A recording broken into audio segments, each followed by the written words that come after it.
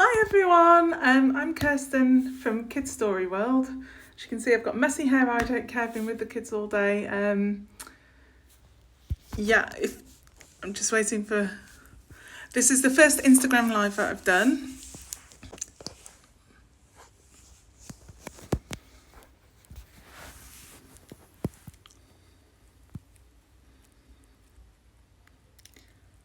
Hi guys, if anyone's watching. My name's Kirsten Allen. This is the first Instagram live that I've done. Hi, how are you? I was just saying, this is the first Instagram live that I've done. I've got messy hair, I don't care. I've been with the kids all day. We've been doing some fun activities like going for a walk at 7 a.m, hence the bags under the eyes. And we've been, what else have we done today? Playing Kaplunk, which is a great board game. How are you? And yeah, it's been, I found the last week actually has been a bit crazier than the previous two. And I don't know if you felt the same. But the boys, I think they're starting to realise it's not just a temporary thing. It's going to be quite a while before they can go back to school. They're missing their friends, that kind of thing. So what did we do today? So we woke up, we went out for a walk at 7 o'clock in the morning. But it was actually beautiful because they've started getting into bird watching, which is nice because I come from a family of bird watchers. And we've seen robins and blackbirds, and then we saw some rabbits and everything. And it was great at that time of the morning. You don't really have to worry about other people being too close or breaking the 2-metre rules, which is what we had yesterday when George had a bit of a meltdown, but that's fine. And then we saw some rabbits as well in the park. And it was just really nice just to get out and have some breath of fresh air, and it kind of energises you for the day. Not necessarily as the evenings, but definitely for the day. I've not been getting as much writing done. I don't know how everyone finds it, but I've not been getting as much writing done lately. I've just been updating the ones that I've already written. And so that's been a bit tricky to manage that as well. But we've been reading lots of stories in the garden. We've started off reading chapters from at lunchtime. So I'll take a picnic blanket in the garden and feed them, obviously, because they need food.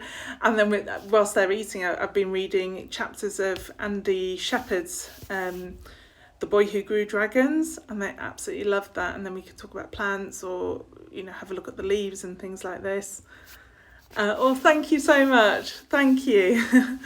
And reading them stories. And even my 3-year-old George, he will sit down and listen to these chapter books, especially if they're distracted with something like food, because they love picture books. But it's been tricky. What I found has been really tricky is because they're 5 and 3, and they have very different they're both very energetic, but it's in very different ways. Whereas my older one will sit and listen to stories, or he'll entertain himself with Lego. All my 3-year-old wants to do is climb, jump, run, get into everything that he shouldn't, help, which isn't always that helpful. And it's quite a strange situation because you're with them for 12 hours a day, 7 days a week. But for us it's about 12. It depends what time they get up, sometimes longer, sometimes shorter. So it's just finding things for them to do. I found that if I get them to help with things around the house occasionally, that's great. Not much is getting done, but it's fine. We've been doing baking. Sometimes if I think, I just want it done, I'll prepare all the ingredients and then they just mix it and we just put it in the pan and then put it in the oven, so it feels like they have actually done something. And what else have we been doing? Yes, the bird watching has been really good. So we've ordered quite a lot of bird food off the internet. And even if you live in a flat, you can actually get bird feeders. I was talking about this with Grace from Drumed. And you can get bird feeders that stick onto the window.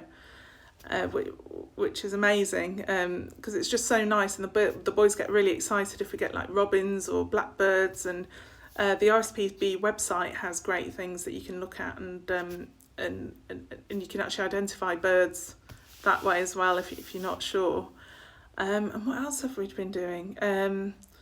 Oh my goodness, I've been making obstacle courses around the living room. So we put out all the chairs.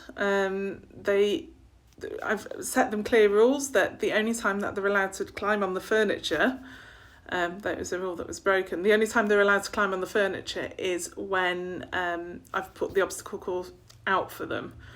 And then it's a bit more controlled that they can climb, because all they want to do is climb with the playgrounds shut and everything. That's been quite a tricky thing to do.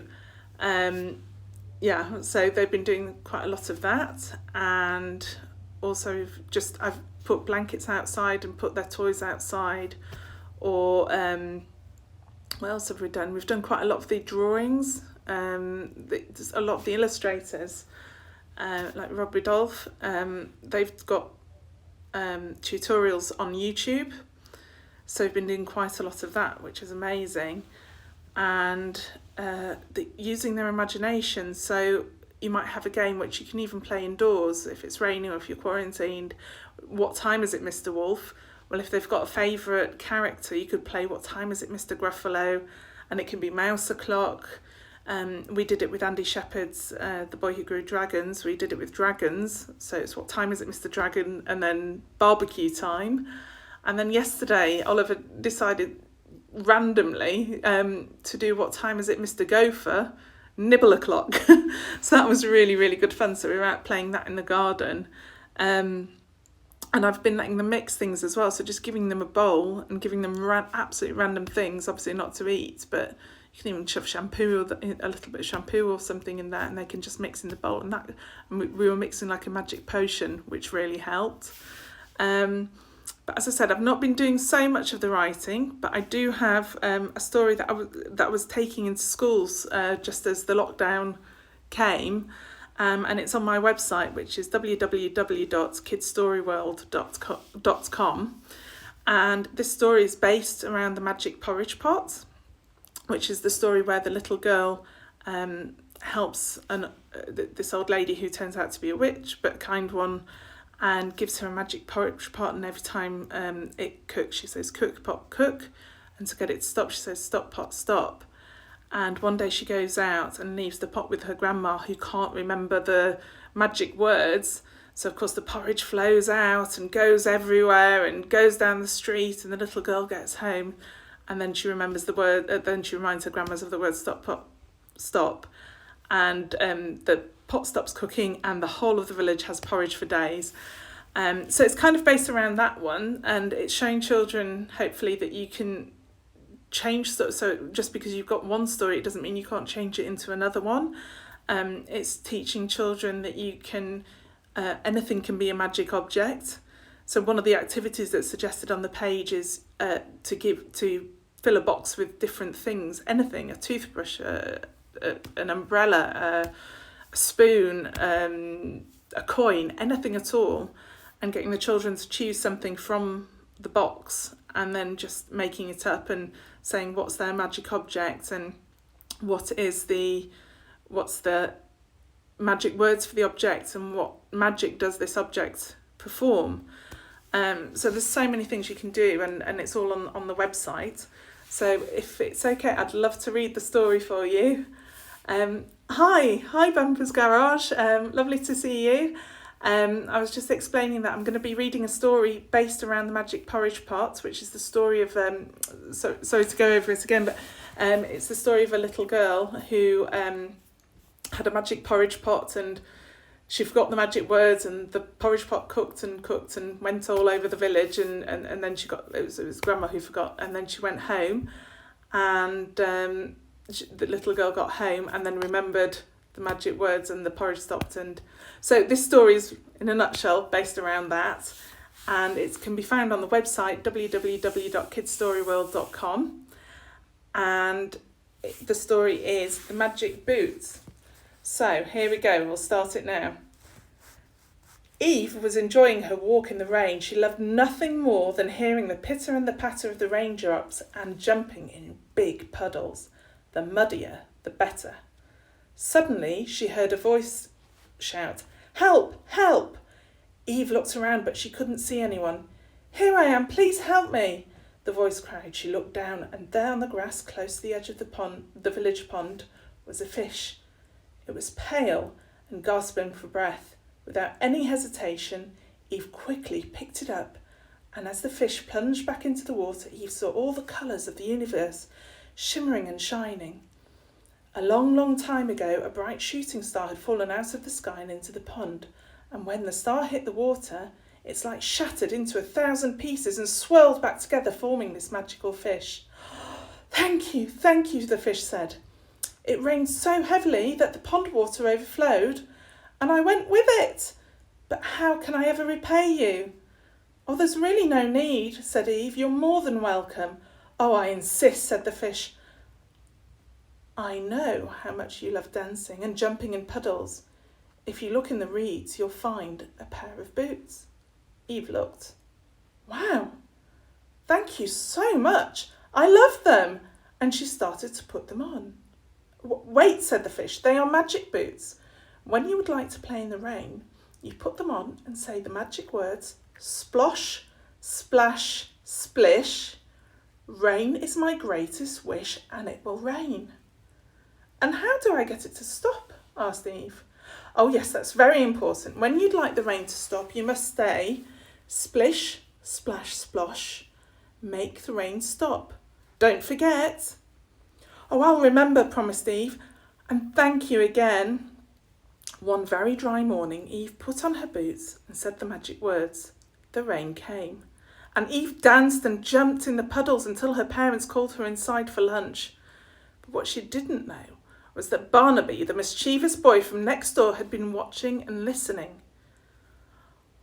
"I want those boots," he said to himself. Eve had left them on the doorstep to dry out, and when no one was looking, he took them and ran off to a quiet spot in the park. Barnaby put the boots on and remembered the words, splosh, splash, splish. Rain is my greatest wish. And the rain came, and Barnaby joyfully danced and jumped in the puddles. He splashed about until the sun went down and the moon came up. "I'd better get home for dinner," he suddenly thought, and tried to remember the words that would make the rain stop. Drip, drip, drop, make the rain stop. But the rain didn't stop. Paddle, paddle, paddle, make the rain skedaddle. But the rain didn't stop. No matter how hard he tried, he could not remember the words. Worried about what his parents would say, he ran home and didn't tell them about the boots. The rivers whooshed, the banks flooded, and soon the water was flooding the village. And when it started coming under the doors of the houses, Barnaby knew he must say something. He waded next door, holding the boots, and knocked on the door. "My boots," said Eve. And with no time to lose, Eve put on the boots and said the magic words, splish, splash, splosh, make the rain stop. And the rain suddenly stopped. "I'm sorry," said Barnaby. "I should have asked before I took them."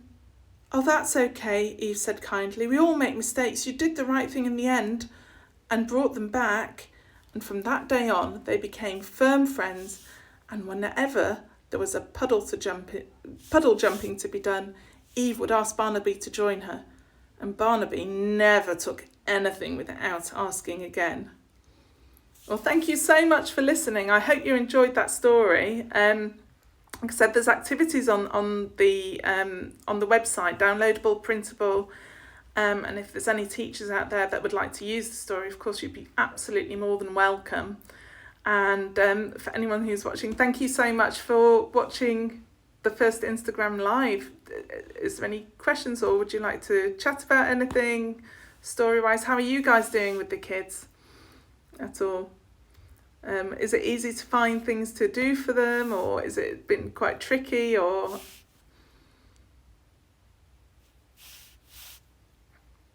Okay, well, thank you so much for watching, and I'll do another one of these again, and hopefully you've enjoyed this one. Thank you so much. Bye.